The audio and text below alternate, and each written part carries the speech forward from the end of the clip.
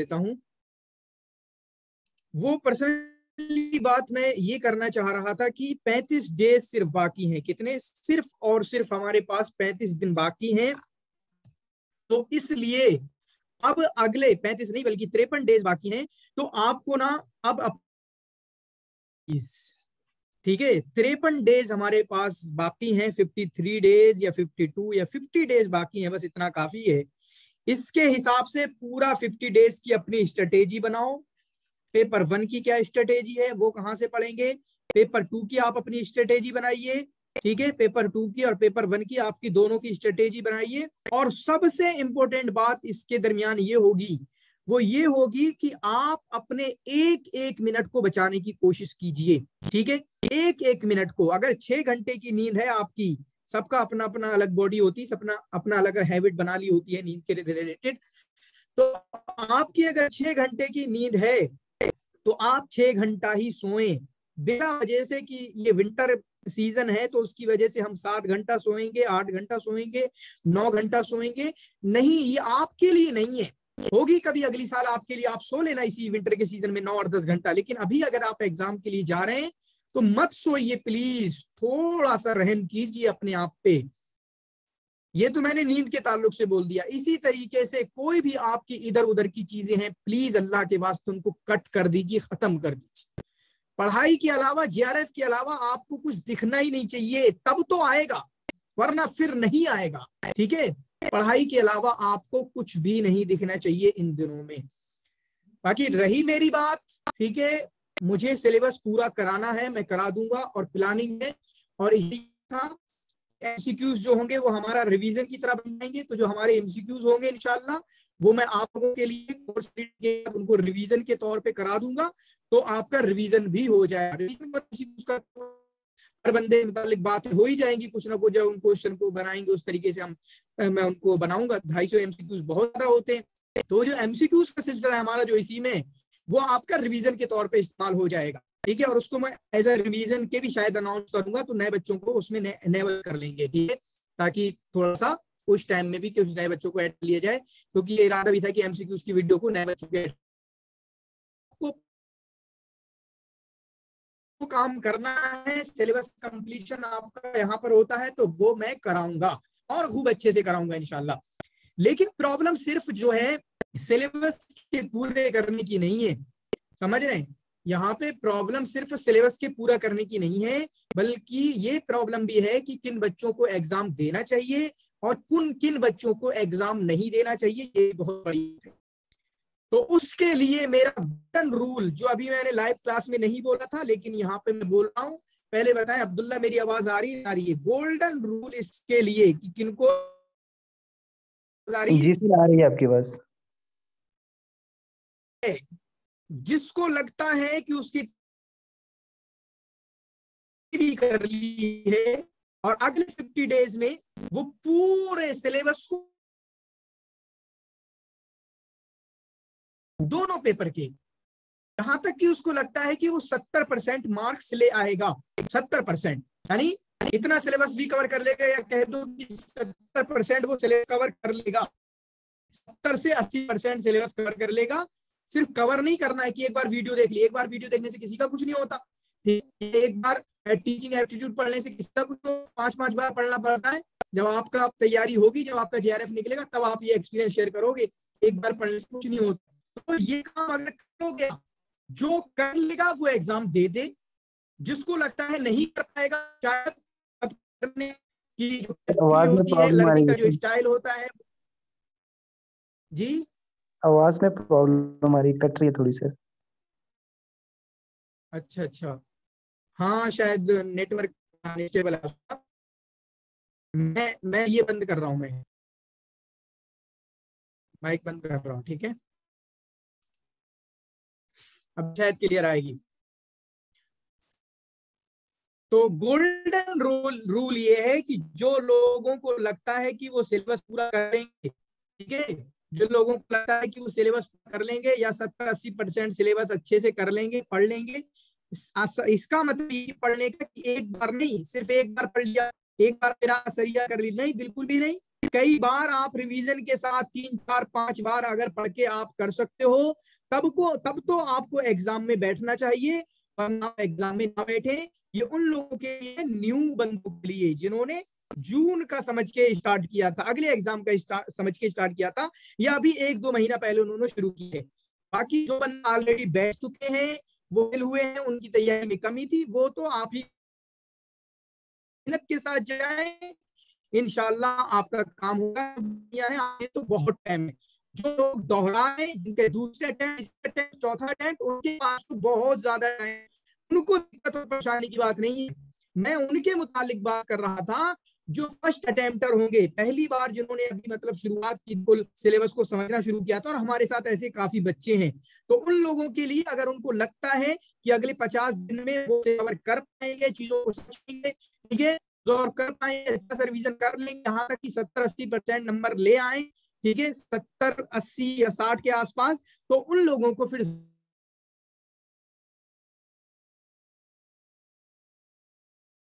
आवाज नहीं आ रही सर।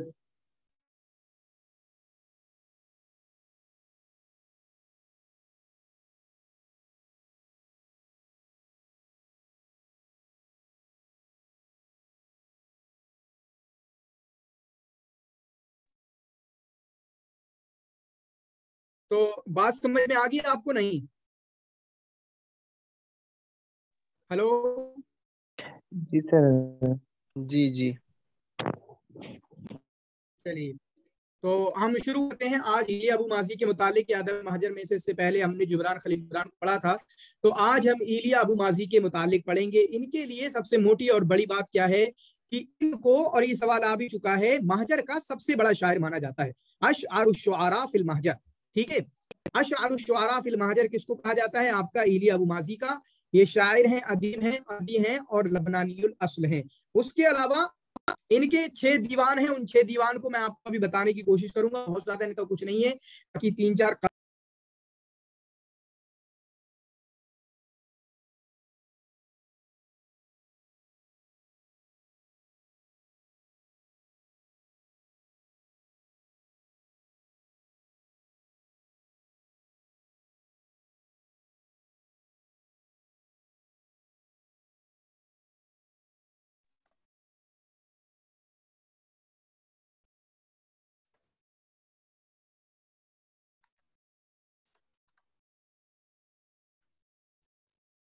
खासकर इनका जो है, आवाज आ रही है अपनी?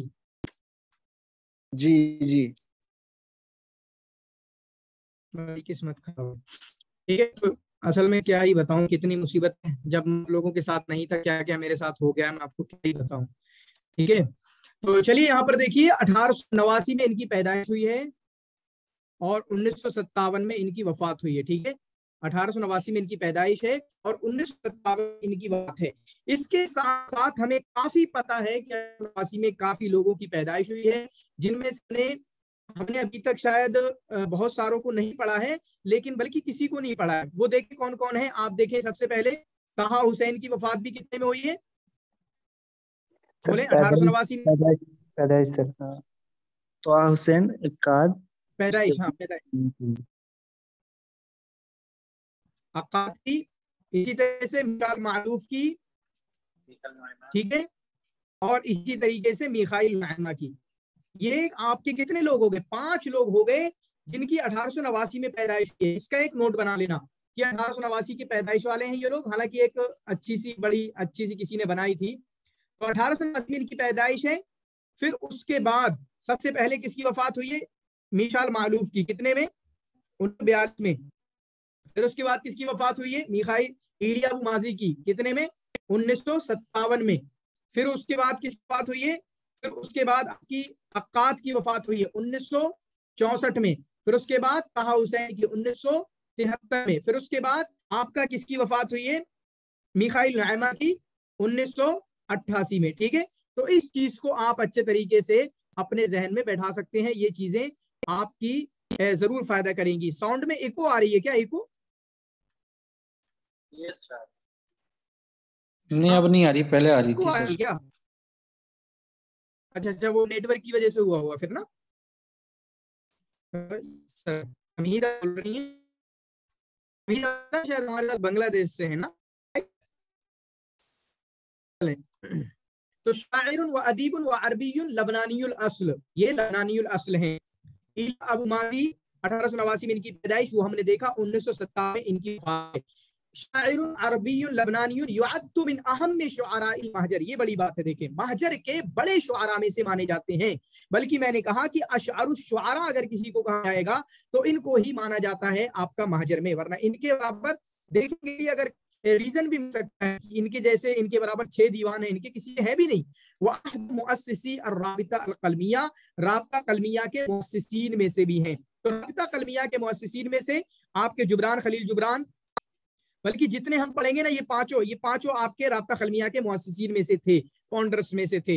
ये पांचों कौन कौन से हैं? आपके जुबरान खलील जुबरान, आपके इलिया अबू माजी, फिर उसके बाद अभी हम नसीब अरीजा को पढ़ेंगे, और मिखाइल नाइमा, और आपका रशीद अय्यूब। ये आपके बड़े बड़े लोगों में से माने जाते हैं राबिता कलमिया के।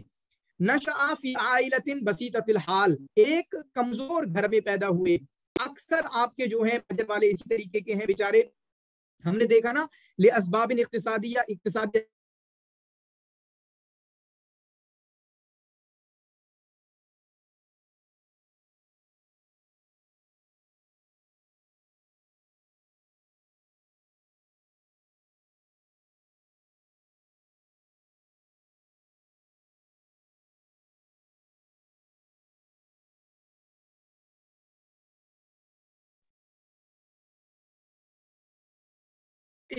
आपका जो है इक्तिसादी असबाब की तरह की वजह से इनको जाना पड़ा था, ठीक है, इनको वहां जाना पड़ा था। तो बसीततिल हाल, एक फकीर घराने में ये पैदा हुए।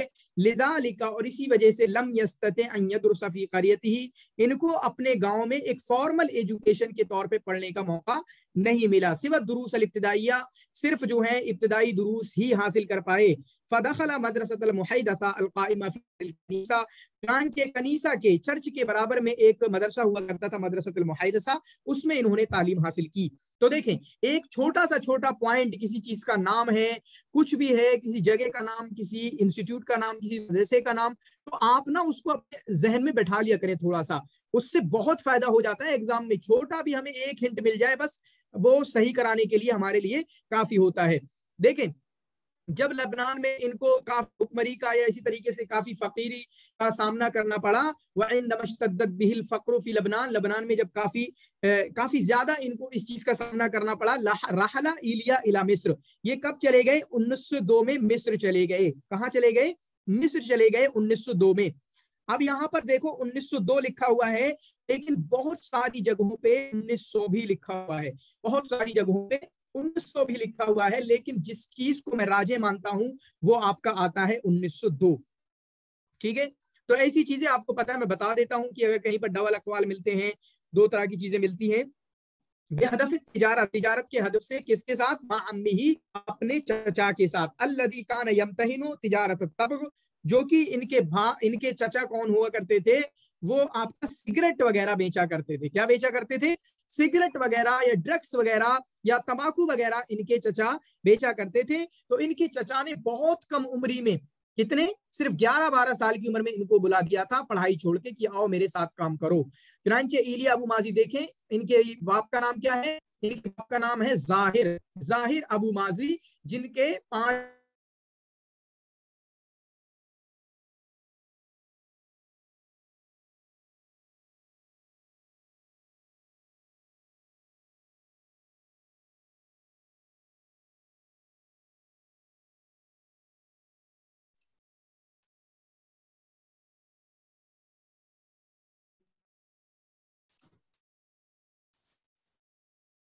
उनमें से एक आपके मुराद है, एक मित्री है, एक वत्यानूस है, वह इब्राहिम है, वह ओजन है, ठीक है। ये आपके इनके हुआ करते थे, ये कोई बहुत ज्यादा बड़ी बात नहीं है।